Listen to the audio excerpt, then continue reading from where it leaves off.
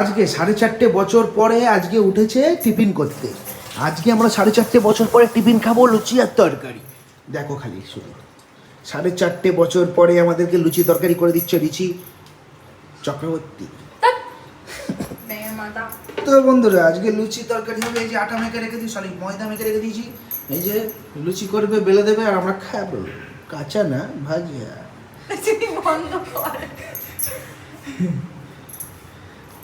দেখো কি করছে, দেখো খালি। এই যে এখন রঙ তামাশা করবি। চলো, বছরে একবার টিফিন করে দেবে, এমন টিফিন করে দেবে যে খেয়ে তোমরা শান্তি পেয়ে যাবে। বছরে একবারই করবে টিফিন, খুব সুন্দর টিফিন করবে বছরে একবার। দেখো রোজ রোজ দেখো একঘেয়ে হয়ে যাবে। রোজ রোজ যদি তোমার বউ তোমাকে টিফিন করে খাওয়ায় না, তোমার একঘেয়ে হয়ে যাবে। কী হবে, লুচি আলুর দম, পোলাও আলুর দম বা ফ্রায়েড রাইস বা আলুর দম, এরকম কিছু একটা হবে।